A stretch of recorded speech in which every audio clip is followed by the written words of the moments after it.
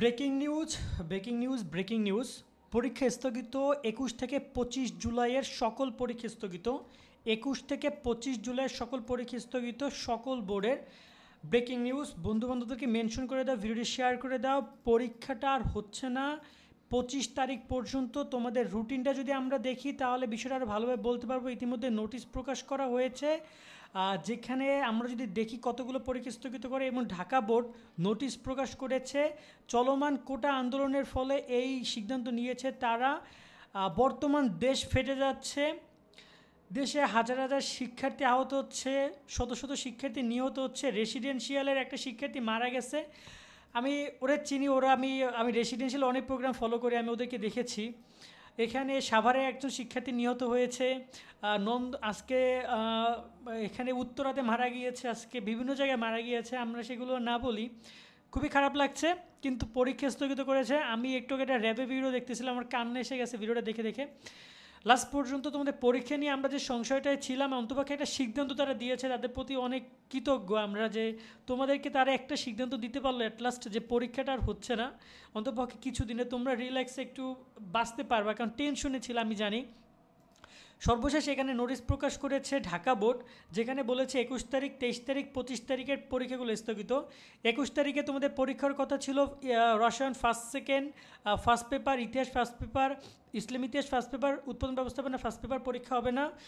23 তারিখে তোমাদের রসায়ন দ্বিতীয় পত্র, ইসলাম ইতিহাস দ্বিতীয় পত্র, ইতিহাস দ্বিতীয় পত্র, উৎপাদন ব্যবস্থাপনা দ্বিতীয় পত্র পরীক্ষা হবে না, এবং অর্থনীতি পরীক্ষা হবে না। 25 তারিখ পর্যন্ত সকল পরীক্ষা স্থগিত করা হয়েছে। অনিবার্য কারণবশত পরীক্ষা স্থগিত করেছে। স্থগিত হওয়ার পরীক্ষার রুটিন পরে তারা জানাবে। আর 28 তারিখের পরে আবার 28 তারিখ থেকে আবার নতুন করে পরীক্ষা হবে, অর্থাৎ তোমাদের অর্থনীতি দ্বিতীয় পত্র থেকে, জীববিজ্ঞান থেকে তোমাদের পরীক্ষা শুরু হবে। বাট এর আগে সব পরীক্ষা স্থগিত, এটা তোমরা বন্ধুবান্ধবদেরকে জানিয়ে দাও। আর আন্দোলন নিয়ে আমরা কিছু বলবো না, সরকার এখন জাস্ট একটাই সিদ্ধান্ত আসুক, যে কোটা বাতিল করা হয়েছে অথবা সংস্কার করে সর্বোচ্চ 10%-এর মধ্যে নিয়ে আসুক, এটাই বলবো। এত শিক্ষার্থীদের লাশ এত কিছুর পর আমরা নিতে পারতেছি না। এবং তোমাদের পরীক্ষা নিয়ে এইটুকুই আপডেট, তোমরা একটু বাইরে কম যাও। পুলিশ মানুষকে মনে করতেছে পাখি, আর তোমরা যদি সেই পুলিশের সামনে যাও তো তোমাদেরকে ঘুরে ঘুরে খেয়ে ফেলবে। তোমরা প্লিজ একটু সাবধানে থাকো, সবাইকেই বলবো একটু সাবধানে থাকো। উত্তরায় আজকে 4 জন নিহত, মাই গড, আমি নিতে পারতেছি না। 4 জন আজকে উত্তরায় নিহত। এখানে সাভারে দেখতেছি যে একজন শিক্ষার্থী সাভারে একজন নিহত হয়েছে। রামপুরা বাড্ডায় এক শিক্ষার্থী নিহত হয়েছে। রেসিডেন্সিয়ালের ওর কথা তো বললামই, যে রেসিডেন্সিয়াল একজন শিক্ষার্থী মারা গেছে। খুবই খারাপ অবস্থা। এখন বাকিটা আল্লাহ ভরসা, আল্লাহ কী করবে আমি জানি না।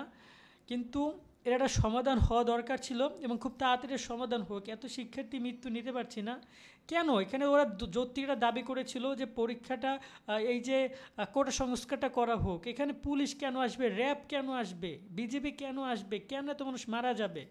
আন্দোলন করছিল, একটা দিন আন্দোলন করতে দিতে হতো, সমস্যা কী ছিল? কি বুঝাইতে চাইলো আল্লাহ তাআলা জানে। বন্ধু বান্ধবের ভিডিও শেয়ার করে দিও।